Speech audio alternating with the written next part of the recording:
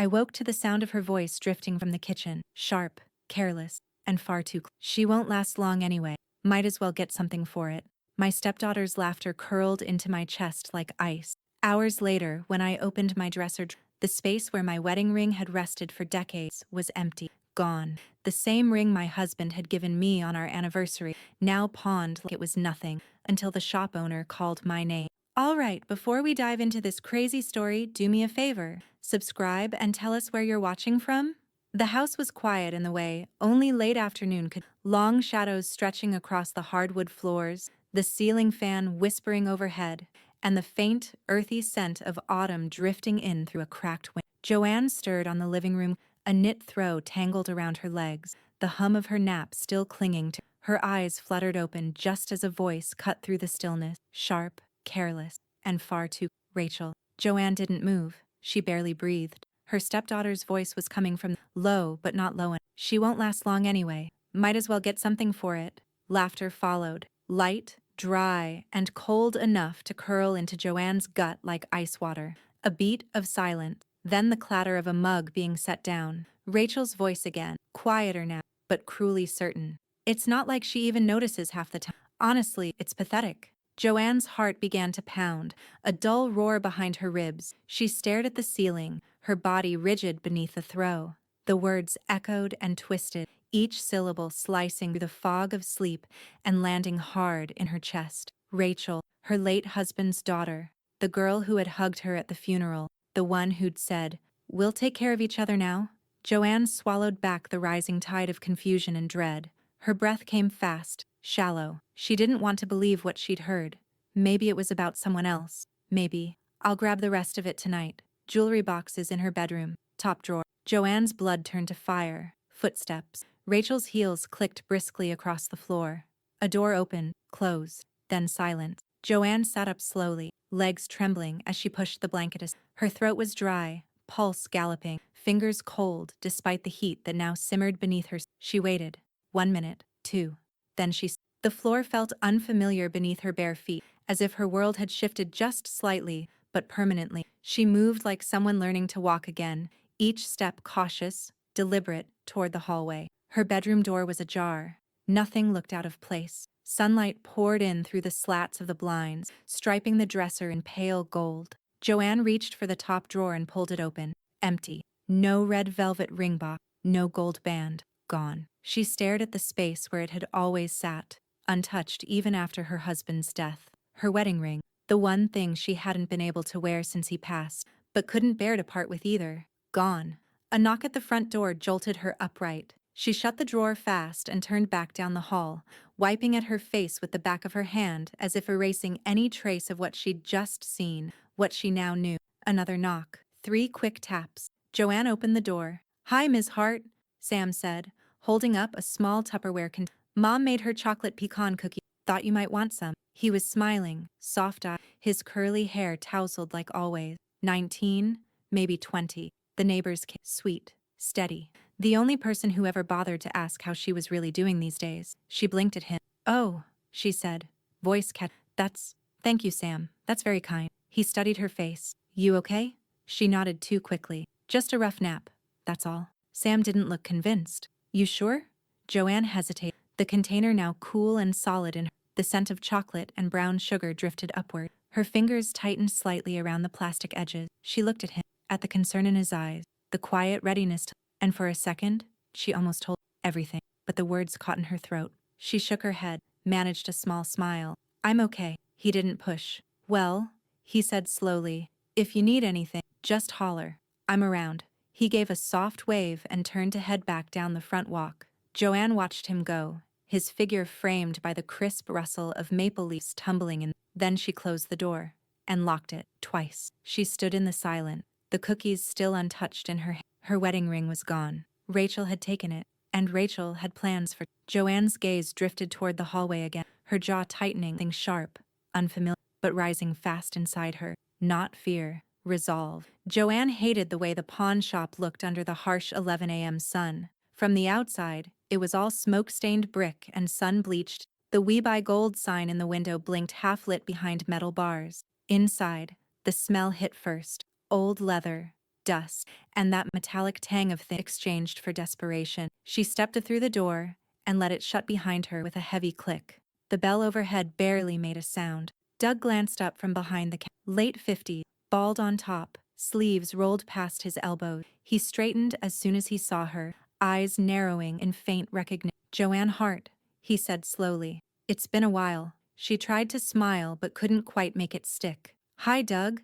I'm looking for something very specific." He nodded, stepping out from behind the counter with a limp she hadn't remembered. "I figured.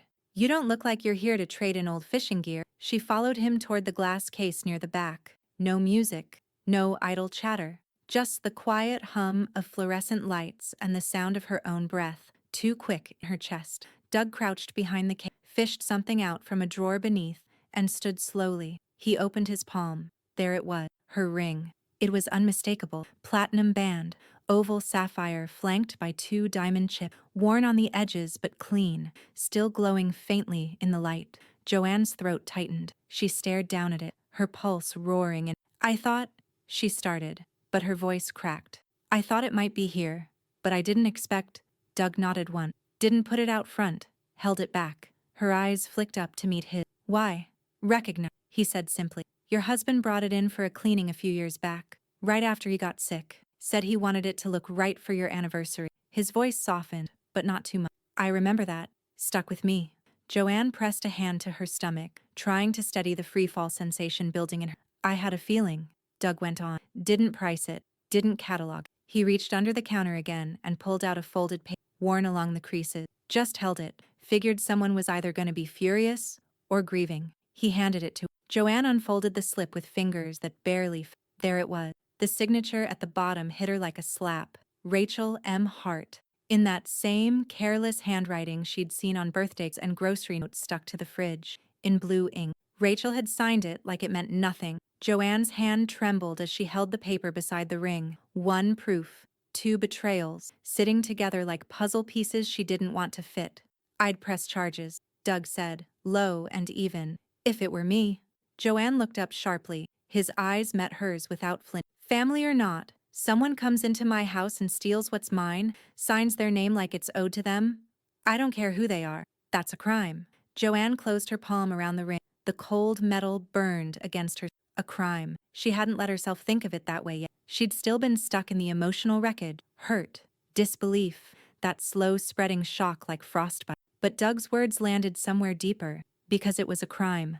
Rachel had taken from, lied to her, violated something sacred. And now, standing here, surrounded by pawned guitars and busted speakers and broken promises, Joanne felt something shift in, not grief, not confusion, clarity. She smoothed the paper flat, folded it once more, and slid it into her purse. The ring followed, still clenched tightly in her fist. Doug nodded once, almost like a salute.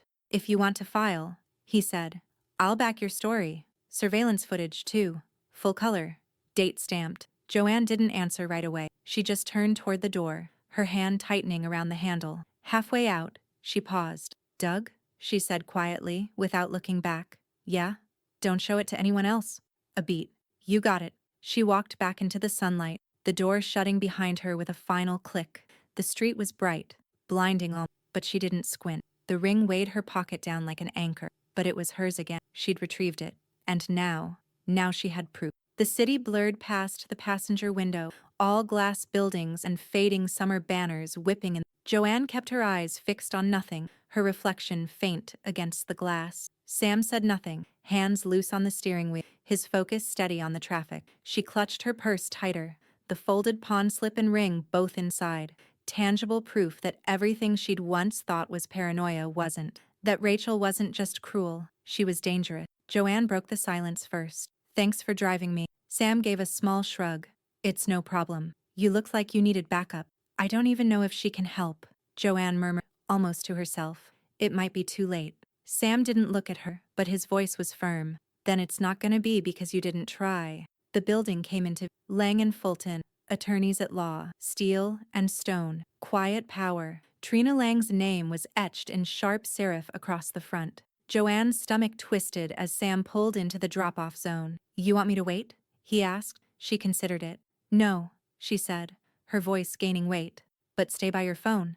The office smelled like lavender and paper. Everything about it was precise. Clean lines, hushed tones, expensive silence. The receptionist had barely picked up the phone before a tall, lean woman in charcoal gray appeared in the doorway. "Joanne Hart?" she asked. Joanne nodded, rising stiffly. "I'm Trina Lang." They shook hands. Trina's grip was firm, professional, but not unkind. Her eyes scanned Joanne quickly, reading posture, tone, the way she held her purse like a shield. "Come with me." Her office was just as floor-to-ceiling windows, law books in surgical rows, a decanter of something dark and expensive on the sideboard that had probably never been opened. Joanne sat in the chair opposite Trina's desk, trying not to fidget. Trina didn't waste. "What's going on?" Joanne took a breath, then another, and then, carefully, she told her. About the phone call she overheard, about the missing ring, the pawn slip, Doug, Rachel's signature, every word, tight and controlled, but filled with the burn of betrayal she no longer felt like hiding. Trina listened in silence, jotting the occasional. When Joanne finished, she reached across the desk without a word. Joanne placed the paper and ring in her open palm. Trina examined both carefully, then leaned back. "That's solid," she said. "Pawn slips are admissible, signed, dated, and the ring is identifiable." She turned her gaze back to Joanne. "Tell me, is Rachel on any of your accounts?" Joanne stiffened. Trina watched her. Joanne began, then stopped. Her voice dropped to a whisper. "Yes, she has power of attorney, medical and financial, and access to my trust." The silence in the room shifted from analytical to electric. Trina's pen stopped moving. Her posture changed, chin tilting upward. "That ends now," she said flatly. Joanne blinked. "Can I even do that?" Trina didn't smile. "You're not dead yet, Ms. Hart. You're competent, lucid, and not under duress. Today. That's enough." Joanne looked down at her hands, pale against the soft leather armrest. "I didn't think I'd ever need to." Her voice trailed off. "You trusted her," Trina said. The words new. "It happens. But let me be clear. She has legal access to your estate, your decisions, and likely your accounts. If she's already stealing physical property, financial abuse is not a far leap." Joanne nodded slowly, shame and fury warring in. "I'll draft a revocation of power of attorney," Trina continued, already flipping to a form on her. "We'll lock her out of the trust access and file a temporary freeze on withdrawals until the new structure is in place. I'll also put in a request for full account audit." Joanne tried to keep up, but it felt like being caught in a riptide, powerful, fast, and terrifying. "Do you want criminal charges pursued?" Trina asked bluntly. Joanne opened her mouth, then closed it. "I don't know yet," she admitted. Trina gave a single, crisp nod. "Then let's make sure you have the option." Joanne sat back as the printer started humming. It wasn't the ring.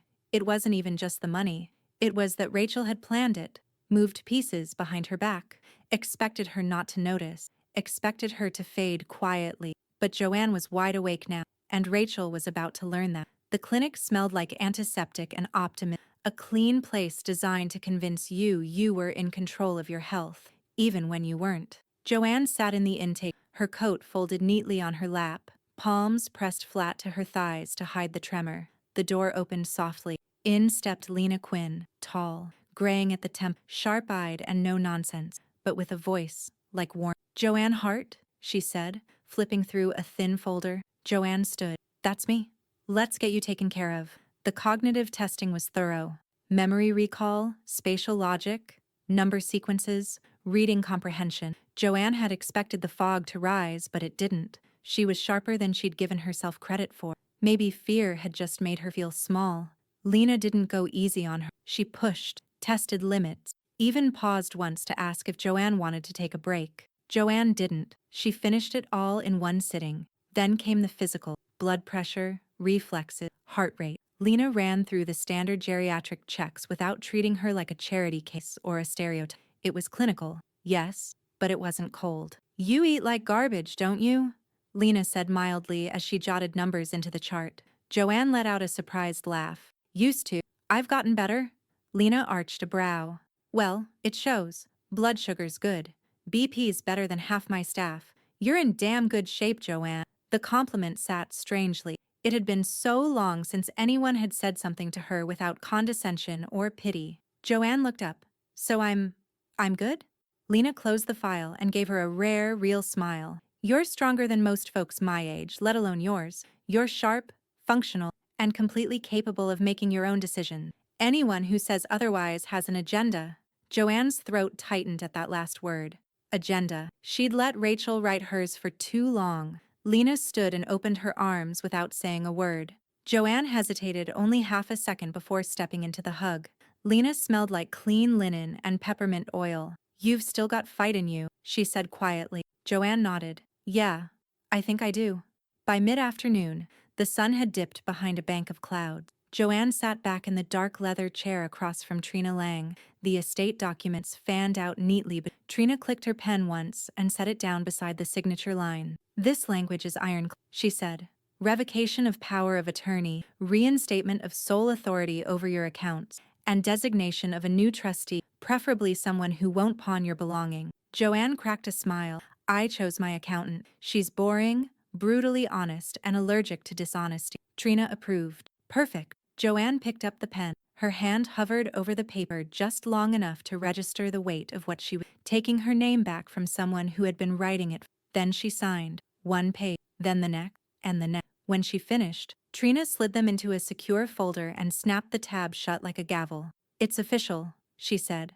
Rachel Hart no longer has any legal say over your life. Joanne let out a breath she didn't realize she'd been holding for 3 years. The sun returned just long enough to light up the edge of Trina's desk. Joanne reached for her phone to let Sam know she was done, when it buzzed on its own. An incoming call from a number she'd saved years ago and nearly forgotten. Doug, Midtown Pawn, she picked up. Doug?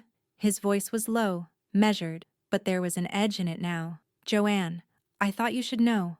Rachel came back. 10 minutes ago. Joanne's stomach flipped. What?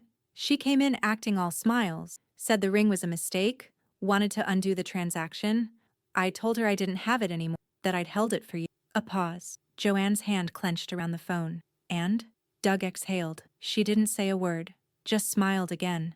But it didn't reach her eyes. She turned and walked out. Real calm. But I've worked this job too long not to recognize the look she... What look? Someone just realized they're losing control? The knock came just after 5. Joanne didn't move at first. She stood in the hallway, one hand resting lightly on the wall, eyes fixed on the front door like it decided for her. She didn't need to look through the peephole. She already knew who it was. Rachel. She opened the door. Rachel stood there in a slate-gray trench coat, hair pinned back too neatly, lips glossed in a shade just shy of... In her arms, of course, was a grocery bag filled with things that caretake, chamomile tea, vitamin gummies, a bottle of lotion. Hi, Rachel said, with a brightness that felt dipped in syrup. I was in the neighborhood, thought I'd check in. You've been kind of hard to reach. Joanne stepped aside without a word. Rachel moved in like a fog, light, unhurried, looking around as if checking for cracks in the walls. Still cozy, she murmured, glancing at the living room. Same throw blanket. I was going to get you a new one for your birthday. Joanne gave a small, unreadable smile and closed the door behind her. I made tea, she said simply. Chamomile. You want some? Rachel blinked. Sure. They sat in the front room. The tea steamed gently between them. Joanne stayed quiet, watching the cup more than the woman across from her. Her eyes were calm, unreadable, not cold, just observant. Rachel sipped once, then set the cup down delicately. You've been acting strange lately? Joanne raised her brows but said nothing. Rachel tilted her head. You know what I mean. I stopped by the bank yesterday. Just routine stuff. They said some changes were made to the trust structure. I thought maybe you forgot to tell me. Joanne smoothed a crease in her slacks. Did they? Rachel's smile faltered. Yeah. I asked for clarification, and they told me I'm no longer listed as financial POA, which is surprising, given everything I've handled. I remember, Joanne said. You've handled a lot. Rachel's eyes narrowed for half a second before the saccharine tone. I'm just worried, Joanne. Honestly, it's not like you to make those kinds of decisions without talking to me first. Joanne looked directly at her now. It's exactly like me. You just forgot what that looked like. There was a silence. Rachel stirred her tea absently, lips twitching. Have you been taking your meds? She asked, too casually. I only ask because Lena said you've missed a few refills. I spoke to Lena myself this week, Joanne replied. Rachel paused, smile gone. Oh? Joanne nodded once. She says I'm sharper than her staff. A long beat passed. Rachel adjusted in her chair, pushing the grocery bag slightly closer to Joanne's side of the table like a peace offering no one asked. Have you thought more about future care? she asked suddenly, tone shifting just enough to signal where she'd been heading all along. Like maybe a facility with round-the-clock support? Just to make sure you're safe. Independent living, of course. Nothing scary. Joanne leaned back slightly in her chair. You've looked into some, have you? Rachel smiled again. Just in case. From the kitchen, behind the half-wall divider, a small hidden light on Sam's phone continued to glow red. He didn't breathe loud, didn't move, just held the device steady, recording every word. Joanne had called him earlier that, if she comes to the house, I want you here. In the kitchen, quiet. He hadn't asked questions. He was there before sunset. Now, he listened. Joanne reached for her tea. I appreciate your concern, she said, her voice smooth as glass, but I don't think I need a facility, or anyone moving things on my behalf. Rachel let out a soft laugh. It's not like that. Joanne set her cup down with a quiet I'm starting to think it's exactly like. The room was still. Outside, wind moved the branches of the maple tree against the window like a hand scratching to get in. Rachel studied her for a long moment, something flickering behind her eyes. Then she smiled again, tight, mechanical. Well, she said, rising, I won't keep you. Just wanted to make sure everything was under control. Joanne rose too. It is. They walked to the door together. Rachel stopped before opening it, turning back with a thoughtful, just don't shut out the people who care about you, okay? That's how accidents happen. Joanne didn't flinch. Good night, Rachel. Rachel stepped outside. The door closed behind her with finality. Joanne didn't speak for several moments. Then she turned toward the kitchen. You got it all? She asked. Sam stepped out slowly, face pale but steady. He lifted his phone. Every word. Joanne nodded once, the weight of it all pressing at her shoulders, not crushing her, but anchoring. She walked to the kitchen drawer and pulled out the small black folder Trina had given her, copies of her new estate plan, trust document, and the revocation of Rachel's POA. She placed Sam's phone on. This isn't just insurance, she said. Joanne stood at the window, arms crossed over her chest, watching a squirrel sprint the length of the back fence disappear. The silence in the house wasn't empty, it was loaded. The kind of silence that came after a detonation, when the smoke was still settling. Her phone buzzed. Trina Lang. She answered immediately. Yes? It's done, Trina said. No preamble. I just got off the phone with the bank. Rachel's access is revoked across the board. POA termination is on file, and your new trust is live. I'm listed as interim overseer. Your accountant assumes full control. Joanne closed her eyes and nodded, even though Trina couldn't see her. Thank you. She's going to notice, Trina added, voice tightening. I know. You have the legal edge now. That doesn't mean she won't try something messy. I'm prepared for that. 2 hours later, Joanne sat at the dining table, a worn legal pad in front of her, writing out names, people she hadn't thought about in years, people she now had to call. Insurance agent, accountant, her old attorney in Vermont who'd handled the cabin transfer. She was mid-scribble when her phone lit up again. This time, voicemail from Rachel. She didn't listen right away. She watched the screen, eyes scanning the transcript preview. Hey, did something change? My access is gone and the account says locked. Can you call me back? I think there's a mistake. A second later, message saved to voicemail. Joanne stared at it for one long frozen breath. Then she hit delete. No reaction, no reply. Rachel had spent months, maybe years, making decisions without permission. Now it was Joanne's turn. A knock at the door made her flinch, her pen scratching across the paper. But it wasn't Rachel. Doug stood on the porch holding a white bakery box in both hands, his stance relaxed. Wife's? He said with a smile as Joanne opened. She doesn't bake from scratch anymore, but she'll throw down cash for a good box of lemon shortbread. Joanne actually laughed. Tell her thank you. I could use something sharp and sweet. Doug handed the box over but didn't leave right away. I heard about the welfare report. Joanne's smile faded. Cops never made it past the porch, she said. Sam showed them the paperwork. Lena's report. They left after 5 minutes. Doug nodded. Still, that's a hell of a thing. False claim like that could have gone sideways. I know. He looked at her for a long moment. You ever think about pressing charges? He asked again, softer this time.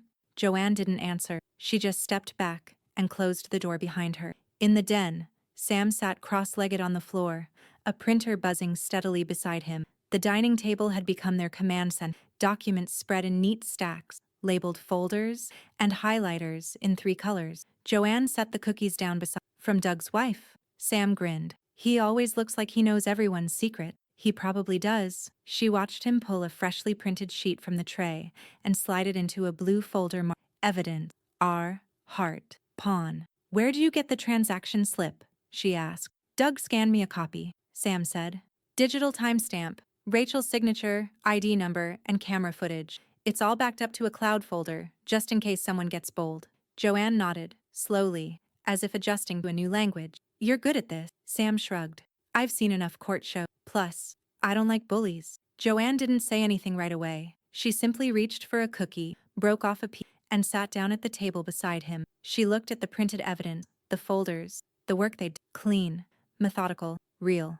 Then she leaned back and exhaled deeply. For the first time in weeks, she felt like the house finally belonged to her. The house was quiet except for the low hum of the refrigerator and the occasional turning of a page as Joanne sat at the kitchen table, glasses low on her nose. The sun poured in through the window, hitting the floor in gold slats. Her phone buzzed beside her. A new notification. She picked it up, thumb hovering above the screen. It was a post. Rachel's name in bold. Sometimes, watching someone self-destruct is the only way to honor their choices, followed by a pale pink background, prayer hands emoji, and a stream of vaguely supportive comment. Joanne's stomach clenched. She didn't need to look far to see who had liked it. A cousin from New Jersey. A family friend she hadn't spoken to in years. Even her late husband's niece. Passive-aggressive, cloaked in virtue. Every line engineered to paint Rachel as the patient, loving stepdaughter, trying her best with an increasingly difficult older woman. Sam entered the room with a stack of mail. He caught the look on her face before he even put it down.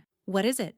He asked. Joanne turned the phone so he could see. Sam leaned in, read the post and the like, then looked at her, dryly. You know she rehearsed that post in the mirror like 5 times. Joanne almost smiled. She wants me to engage. Don't, Sam said immediately. This is the part where she tries to bait you. Let her flail. Joanne set the phone face down on the It's not the strangers that bother me. It's the ones who should know better. Sam took a seat across from. They'll figure it out. Or they won't. Either way, it's not your job to convince them. She nodded slowly. I know.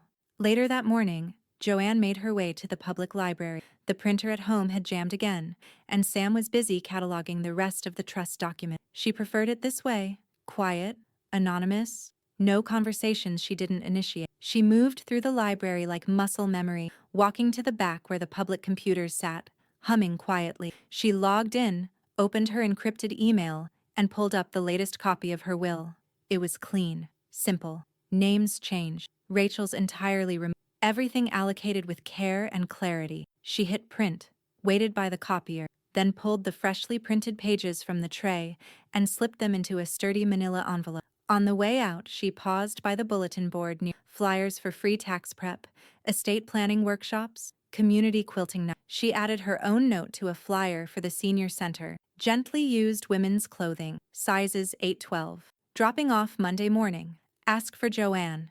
Back at home, Joanne opened her hall closet and began folding sweaters and slacks in neat stacks. Pieces she'd once loved, pieces she'd clung to, just in case. They no longer felt like armor. They felt like weight. She laid aside one black wool coat she thought might be too formal, then picked it back up and added it to the donation pile. Someone else might need to feel strong in it. As she zipped the final garment bag closed, her phone buzzed. Lena Quinn. Joanne answered with a quiet, "Hi. Just reviewed your x-rays," Lena said. "You're cleared. If you want to move forward with the hip surgery, you can schedule it anytime." Joanne didn't respond right away. She looked down at the heavy coat bag, then back at the wide beam of sunlight stretching across her living room. "Thank you," she said finally. "That's good to know."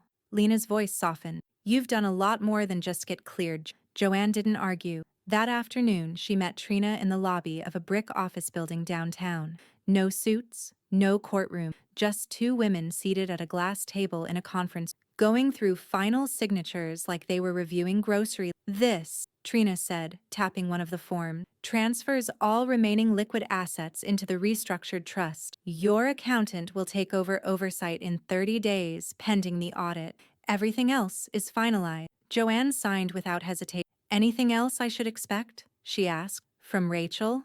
"Probably. But unless she has something else in writing, she's out of moves." Joanne nodded. "I don't want to win," she said quietly. "I just want my life back." Trina didn't smile, but her voice held something close to warmth. "You're getting it." That evening, Joanne lit a candle in the kitchen, brewed herself a single cup of peppermint tea, and sat on the back porch with the stack of folders in her lap. The trees were beginning to small bursts of color showing through the green. She didn't open the folder, she just let the breeze touch her face and closed her eyes. For the first time in months, she wasn't planning around someone else's next. She was living inside her own. The doorbell rang with the urgency of someone trying to wake a house rather than enter it. Joanne didn't flinch. She placed her tea mug on the windowsill and walked to the front door, slow and steady. Sam was already moving in the background, phone in hand, silent but present. She opened the door. Rachel stormed in without waiting. "Are you kidding me?" she snapped, eyes flashing. "You froze everything. You shut me out." Joanne didn't say anything at first. She walked past Rachel, calm, and retrieved a slim red folder from the sideboard. She set it on the kitchen table and opened it with a single flick of her wrist. Inside, the POA revocation, new trust structure, audit notice, and certified letterhead copies from Trina's office. Rachel stared down at the documents like they were written in another language. "You went behind my back?" she said, voice rising. "You've been making decisions without me, with strangers? After everything I've done for you?" Joanne didn't look away. "You didn't do things for me. You did them to me. That's not fair." "It's accurate." Rachel's jaw locked. She grabbed one of the papers from the folder and held it up. "This is trash. I don't know what kind of lawyer fed you this, but I still have rights." "You don't," Joanne said calmly. "Not anymore." "You think this'll hold up if people hear what's really going on?" Rachel hissed, eyes narrowing. "You want to go public with this? Fine. Because I will.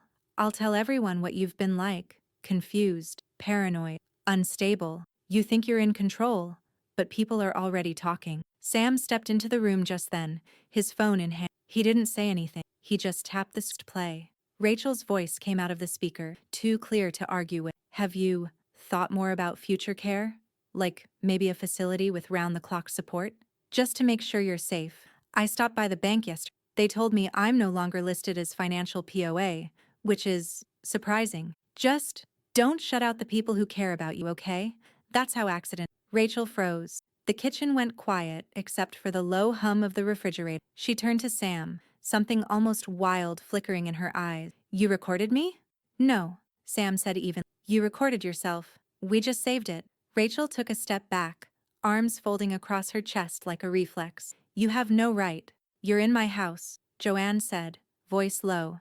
"And that's my ring you sold." Rachel's face twisted. "This is unbelievable." Joanne took a breath, even and slow. "You want to go public? Please, try it. I would love for you to explain to the internet how your unstable stepmother managed to legally reverse your power of attorney, prove mental competence, restructure her entire estate, and catch you on record trying to manipulate her into giving up her home." Rachel's mouth opened, then closed. No words came. Joanne reached down, gently gathered the document and placed them back in the red folder. "You don't live here anymore," she said, turning toward the hallway. "You don't make decisions here, and you're not welcome unless invited." Rachel didn't move for a long moment. When she finally turned to leave, it was with a sharp, practiced pivot, her heels clicking across the hardwood as if trying to sound in control. Joanne didn't follow her to the door. She didn't need to. Rachel let herself out. The morning after Rachel left, the house was still. Joanne stood at the kitchen counter, folding a soft dish towel in even quarters. Her phone lay face up beside her, the screen glowing with a new email from Trina. Subject: filed, cease and desist. She tapped it open. "Hi, Joanne. The cease and desist is now officially filed with the court. Rachel Hart has been served notice. Any further harassment or defamatory statements will trigger legal escalation. Trina." Joanne exhaled, set the towel down, and tapped. Reply: "Thank you, Trina. No need to update me further unless it's urgent. I'm done giving her space in my head. J." Later that day, Joanne met with her estate advisor in a quiet office above a downtown pharmacy. She signed the updated version of her will with a steady hand. Rachel's name had been scrubbed from every line, not crossed out, removed, like she'd never belonged there. Instead, a new entry was added beneath the charitable allocation to the City Family Abuse Legal Center, $100,000 in unrestricted funds to support emergency housing and legal services for elderly individuals under guardianship exploitation. Joanne read it twice, then initialed the page. "Everything look right?" the advisor asked. "Yes," Joanne said. "It does now." That afternoon, Lena Quinn came by the house with a clipboard and her usual directness. Sam answered the door and let her in without saying much. He already knew what it was about.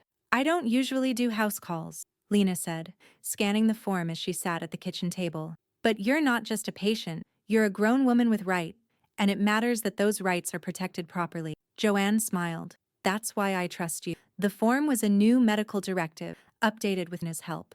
It officially named Sam and Lena as co-agents in the event of any medical emergencies or decisions. Rachel's name no longer appeared. Lena signed with her usual confident scrawl.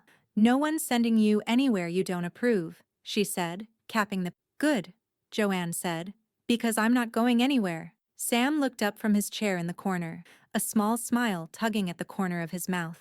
Amen. The phone call came that evening, just after sunset. Joanne was rinsing dishes, sleeves rolled to her elbows, when she saw the name flash on the screen. Miles, her son. She dried her hands and answered, "Hi, sweetheart." There was a pause, then a sigh on the other end. "Mom." Joanne braced herself. "I just got off the phone with Laura," he said. She saw something online, and then Rachel texted, real vague. "But I called Trina's office. She told me enough." Joanne didn't speak. "You should have told me sooner," Miles said. His voice wasn't angry. It was something else. Regret? Maybe. Guilt. "I didn't want you to worry," Joanne said quietly. "You have your own family. I didn't want to bring this into your life." "You are my family," he said. "Jesus, Mom. Rachel's been pushing you around like she owned the place. I should have seen it." "No," Joanne said, softer now. "You shouldn't have. She was good at hiding it, and I let her. For a while." There was a pause. "Are you safe?" he asked. "I am now." Another pause. "I'm flying out next. Alone. Just me. I want to see you." Joanne swallowed, her throat tight. "I'd like that." They stayed on the line for a while longer. No strategy, no paperwork, just quiet conversation about the leaves starting to turn and the weather out west where he lived. When she hung up, she stared at the phone for a long time. She hadn't just removed Rachel's name from her legal document. She'd started making space for people who deserved to be there. The call came just before noon. Joanne had been watering the peace lily in the front room, the one she'd nearly let die during the worst of the spring. It was thriving now, big waxy leaves curling upward in the filtered light. Her phone buzzed on the window. Doug, Midtown Pawn. She wiped her hands on her jeans. "Hi, Doug."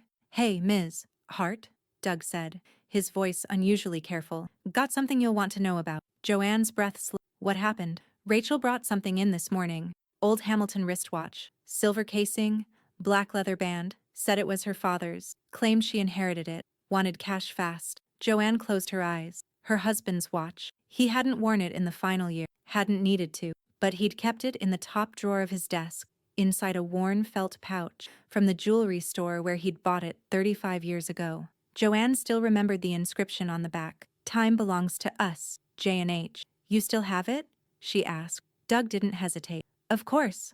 I didn't log it. I recognized the initials." Joanne pressed her hand to her chest. "Can you hold it?" "As long as you need," Doug said. "But if you want it officially on the books, you'll need to file another report." "I'll handle it," she said. "Thank you." "Always," Doug replied. "And for what it's worth, I think she's running out of things to steal." That afternoon, Joanne sat across from Officer Parks at the community substation, the same calm, steady man who had visited weeks ago after the welfare check. She handed over the original sales certificate from her husband's papers and a printed photo from 20 years back. Him wearing the watch at a wedding, cuff rolled back to show it off. Parks reviewed the evidence, nodding as he took notes. "We'll append this to the first case. Since she's already named in the initial report, it streamlines everything." "Will she be charged?" Joanne asked. "That's up to the DA," Parks said. "But let's just say, the paper trail's getting easier to follow." Back home, Trina called just as Joanne stepped through the front door. "I just got off with the precinct," Trina said. "They confirmed the second report. Between the pawn transactions, recorded conversations, and your revoked POA, this is looking like a solid elder fraud case." Joanne stood in the entryway, holding the phone like it was heavier than usual. "Do you think she'll actually be arrested?" "There's a difference between warning shots and consequences," Trina said. "This next phase? It's consequences." Joanne didn't say anything right away. The quiet stretched between them. "I'm proud of you, Joanne," Trina added. "Most people in your position never make it this far." "I didn't do it alone. You didn't let that stop you." Sam was waiting at the kitchen table, earbuds in, laptop open. When Joanne sat down across from him, he closed the lid and looked up. "I called in a few favors," he said. Joanne arched a brow. "Favors?" "Old friends from my journalism internship days. They're with a local paper now. Independent, scrappy. You know the type. If this goes public, I want people to hear your version, not Rachel's. Joanne raised her eyebrows. We're not there yet. Sam leaned in slightly. She's lost access. She's been served. She's under investigation. And now she's been caught pawning a second stolen item. One that belonged to your late husband. That's not family drama. That's a story. Joanne didn't answer at first. She looked around the kitchen, the clean counters, the folder system they'd built, the quiet steadiness of her life had been torn apart. And yet here she was, not just standing, but organized. Just get the facts straight, she said finally. No sensationalism? Sam smiled. I'll vet every word myself. Joanne nodded. Then she stood, walked to the drawer by the phone, and placed her copy of the new police report beside the one from the Ring. 2 lines on a page. 2 truths no one could rewrite. The courthouse was colder than Joanne expected, not in temperature, but in tone. Stark white walls, metal detectors, floors that made every step sound louder than it should. She walked slowly beside Sam, each of them clutching a folder. Trina led the way in her usual charcoal gray suit, crisp and grounded. They entered the small claims courtroom on the 2nd floor. Rachel was already seated at the defendant's. She looked smaller than Joanne remembered. No eyeliner, hair pulled back in a too tight pony, a gray cardigan that hung off her frame like it didn't belong to her. Joanne took her seat without looking at her. The bailiff called the case number. A female judge with tired eyes and a controlled presence adjusted her glasses and motioned for the hearing to begin. Trina stood first. She was composed, clear, and clinical. She submitted the POA revocation, the medical documentation from Lena, and notarized letters from the trust auditor. Then came the 2 police reports. First, the wedding ring. Second, the wristwatch. The judge reviewed each in silence. Sam walked forward next, holding out his phone. Your Honor, I have a time-stamped recording in the client's with her full knowledge and consent, featuring the defendant's verbal suggestion of forced guardianship, financial motive, and implied threats. The judge raised her eyebrows. You recorded this yourself? Yes, Your Honor. From the adjoining room. I was a witness. Rachel shifted in her seat. When the audio played, her voice filled the courtroom. Flat, clipped, unmistakable. Have you thought more about future care? Like maybe a facility with round-the-clock support? It's not like she even notices half the time. Just don't shut out the people who care about you. That's how accidents happen. Joanne didn't. Rachel did. Her eyes snapped toward Trina, then to the judge, and then to the empty space beside her. No attorney, no defense. Just her. And a clutch of poorly organized paperwork she hadn't bothered to unclip. The judge lowered the volume and folded her hands on the bench. Ms. Hart, she said, addressing Rachel, do you have any documents to counter the evidence presented? Rachel stood, unsteady. It's all a misunderstanding, she said quickly. We had an arrangement. She let me manage things. I didn't mean for it to. This arrangement, the judge interrupted. Do you have anything in writing? A signed agreement? Any form of financial authority? Post-revocation? Rachel's mouth opened, closed. No, she said finally, but I helped her. I took care of her when no one else did. Joanne watched without expression. The judge nodded once, clipped and cool. Based on the material submitted and the defendant's own recorded statements, I find sufficient cause to move this case forward to a restitution hearing. Rachel sat down hard. Her eyes darted toward Joanne, but Joanne didn't return the look. Trina stood, handed the judge a final document. We're requesting damages limited to liquidated property and legal costs, Your Honor. Our goal is not punitive. We only want restoration and accountability. The judge nodded again. Understood. Court adjourned 10 minutes later. Joanne stood slowly, the wooden bench stiff beneath her. Sam rested a hand lightly on her shoulder as she gathered her things. As they exited the courtroom, Rachel remained seated at the defense table, shoulders hunched, hands in her lap, staring at the. No one spoke until they reached the elevator. Joanne turned to Trina. So what happens next? Trina pressed the call button. The judge will review the restitution. We'll get a hearing date. Once that's done, she'll owe you. On record. Joanne gave a short nod. I don't care if she ever pays, she said quietly. I know, Trina replied. Sam pushed the elevator button again, watching the numbers tick down. Joanne adjusted the strap of her purse. She hadn't wanted to be in that courtroom, but she had shown up. With evidence, with backing, with the truth. She hadn't raised her voice. She hadn't flinched. She didn't need to. The new will was shorter. Not because Joanne had less to give, but because it no longer included people who hadn't earned it. She sat across from her estate advisor once again. The same glass-topped table, The same precise wording on the document. But this time there was no hesitation in her signature. Her hand didn't tremble. She didn't reread. She knew. Under beneficiary, 2 lines stood tall and clear. To Miles Hart, my son, I leave the family home and all remaining retirement asset. To the Hart Women's Reentry Scholarship, I leave $150,000 to be awarded annually to women over 40 returning to higher education. No flourishes, no qualifiers, no Rachel. That afternoon, she walked to the post office with a padded envelope in her bag. Inside, a cashier's check and handwritten letter.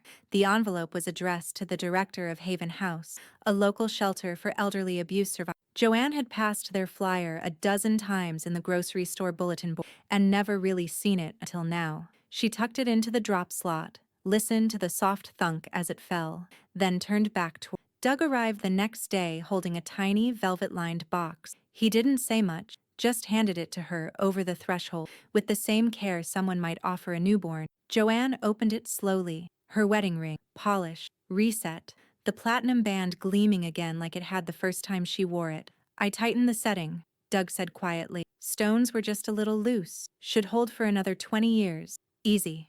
Joanne touched the sapphire with her fingertip gently. You didn't have to do this, she said. Doug shrugged. I wanted to. Didn't charge you? Joanne looked up. That's not a small favor. It's not a favor, he replied. It's respect. She nodded, throat tight. I never wore it after he died, she said.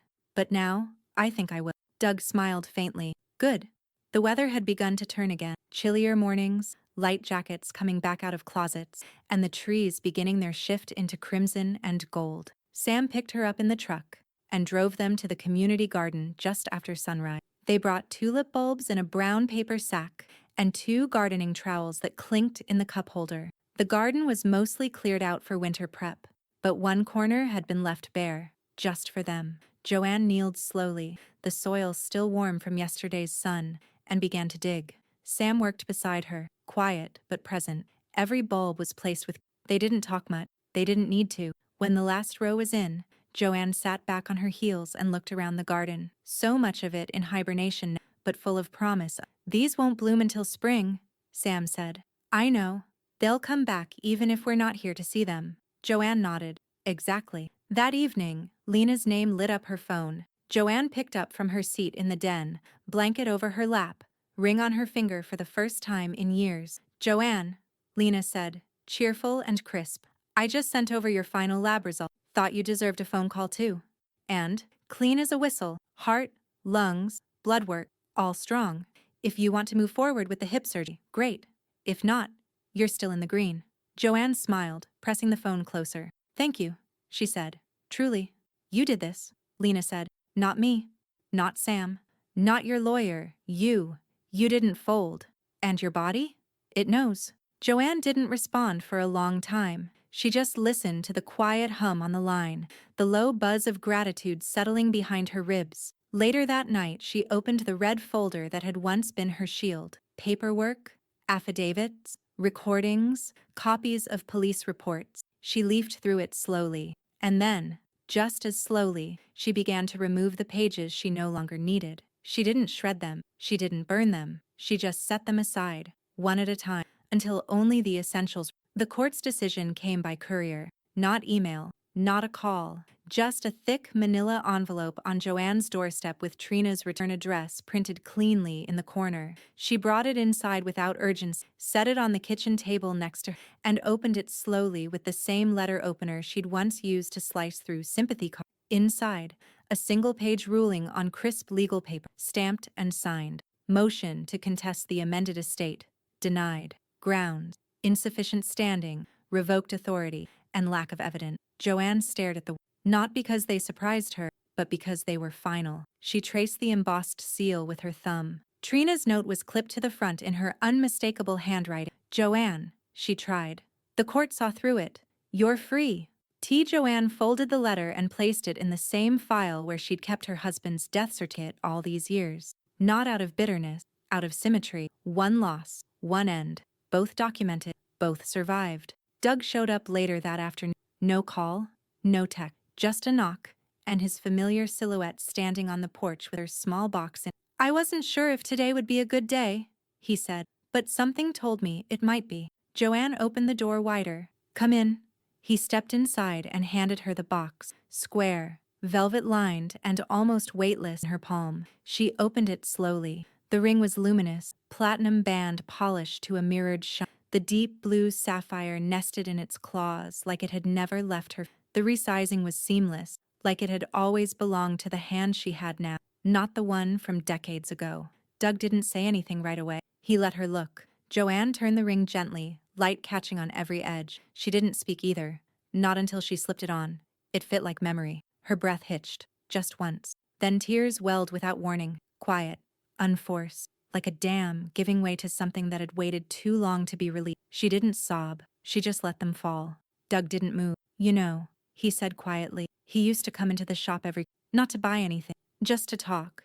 Said the best part of getting older was having fewer people to impress. Joanne laughed, even as she wiped under her eyes. That sounds like. Doug gave her a small nod, then stepped back toward the door. Well, I'll let you be.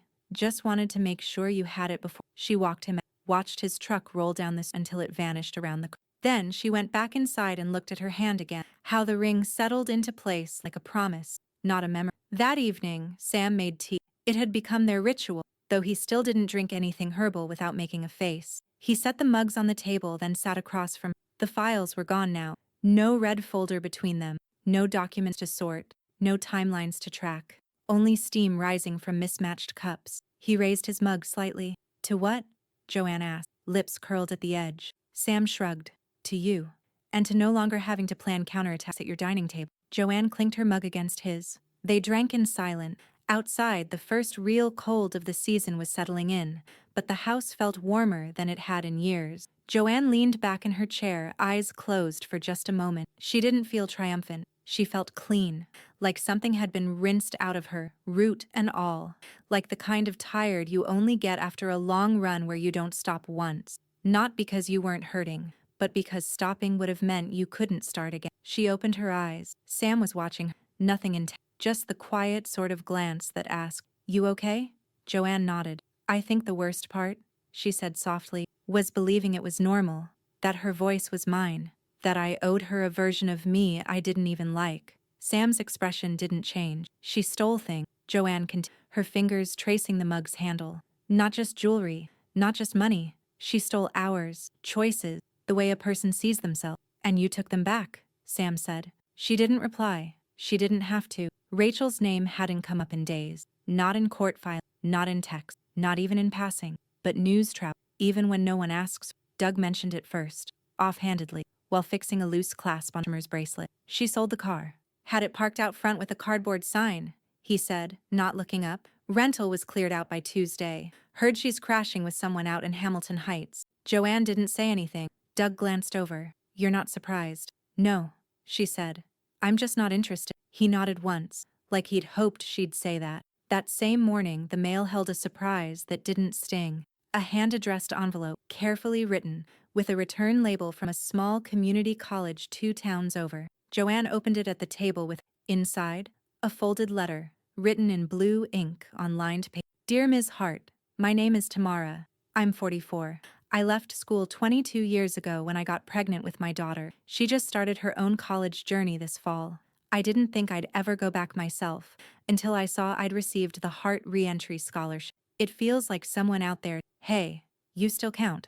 Thank you. With everything in, thank you. Tamara L. Joanne read it twice, the second time slower. Then she folded it neatly, not to file it, but to keep. There were only a few things she'd saved in the drawer beneath. Old photos, a birthday card from her husband, and now, 2 days later, flowers arrived at the front door. Gerbera daisies, snapdragons, and pale purple irises. Not an arrangement pulled from a sympathy rack, but full and wild and vibrant. The card was simple. Happy birthday, warrior, Lena. Joanne smiled as she placed them in the ceramic pitcher. The same one she used when Sam brought over sunflowers in spring. The kitchen smelled faintly of citrus and sweetness. Miles arrived Friday night. He didn't come bearing fanfare, just a soft knock, a duffel bag, and a tired smile that crinkled the corners of his eyes the way his father's used. Joanne hugged him longer than she meant. You didn't have to come all this way, she said, stepping back. I know, he said, then paused. That's why I did.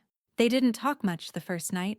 They watched old game shows on TV, made grilled cheese like he was a teenager again, and drank hot cider from mismatched mugs. He offered to rake the leaves the next morning. Joanne let him. Later, they sat on the porch swing with throw blankets draped over their legs, just watching the wind push the tree.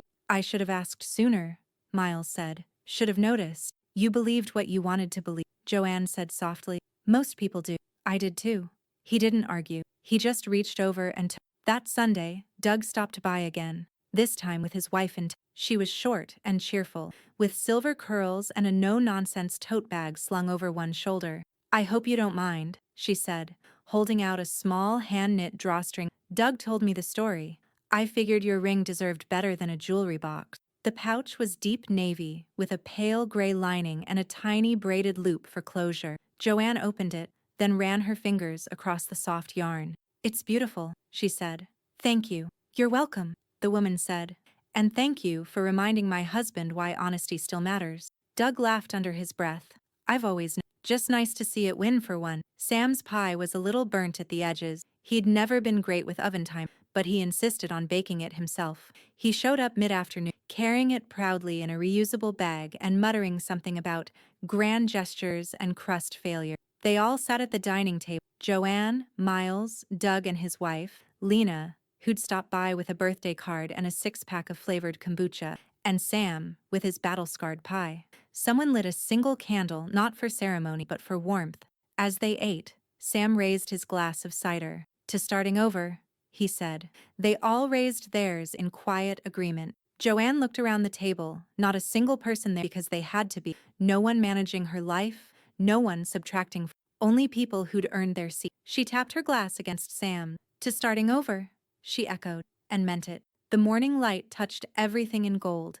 It stretched across the wooden floor, spilled over the edge of the kitchen table, and finally landed where Joanne sat by the front window. Her fingers curled loosely around a warm mug of tea. The sapphire on her ring caught the light just right, casting a sharp gleam on the window pane. She didn't look at it constantly, but when she did, it reminded her of what she'd fought for, of what hadn't been lost. Sam's voice drifted in from the den. This year's Community Impact Profile honors local women over 40 returning to school through the Heart Reentry Scholarship, funded by a private legacy gift from retired educator Joanne Barrett Hart. He paused. Joanne turned slightly in her chair, catching his silhouette in the magazine open in one hand, his voice catching on the last line. She smiled gently. You okay?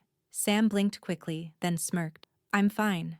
Allergic to good writing, apparently. He handed her the magazine. I thought they'd bury it in the back, he said. But it's the cover story? Joanne traced the photo with her finger. Tamara, the first recipient, standing in a sunlit library aisle, textbook in one hand, the other resting on a laptop, her eyes full of something fierce and determined. Joanne set the magazine on the armrest beside her. She reminds me of someone. Yeah, Sam said, sitting down across from you. Later that afternoon, Joanne stepped out, cardigan pulled tight around her shoulders. The tulips had opened, dozens of them, red, yellow, white, tilting their heads toward the sun like they'd been waiting for this exact week. She crouched slowly beside them, one hand brushing the petals. It had been nearly 6 months since she and Sam planted them, knees in the dirt, futures unseen. Now they bloomed without asking. The mail came just after lunch, a small white envelope, handwritten in careful script. She opened it at the kitchen counter, fingers steady, eyes calm. Inside, a folded card with the crest of the scholarship fund printed on the front. Dear Ms. Hart, it is with deep appreciation and admiration we inform you the first official Heart Reentry Award has been dispersed. The fund is now active under its permanent name, the Joanne Barrett Fund for Women Returning to School. Your legacy has already changed lives. Thank you. Administrative Board, HWSF. Joanne read it 3 times. She didn't cry. She just walked to the hallway bookshelf, lifted the small wooden photo frame of her and Harold, her in navy blue, him in his wedding tie, both younger and full of mischief, and propped the card beside it. They belonged together. Not because one was past and one was future, but because both were proof she hadn't. Evening settled in slow. Sam reheated leftover pie while they watched the news with the volume low. Outside, the last stretch of light filtered through the glass, falling across the wall like a final exhale. Joanne sipped her tea and looked down at her. The ring shimmered faintly. It didn't belong to Rachel. It never had. Rachel had tried to sell it. For what? Gas money? Rent? Control? She'd walked away from something she didn't understand. Because value, Joanne had learned, wasn't always in what could be traded. It was in what couldn't. Later that night, Joanne sat back in her chair by the window. The house was quiet. Sam had gone home. The pie plate had been rinsed and left to dry. She looked out over the garden, the tulips bowing gently in the wind. Then she closed her eyes, not because she was tired, but because peace no longer felt like silence. It felt like something she'd earned, something she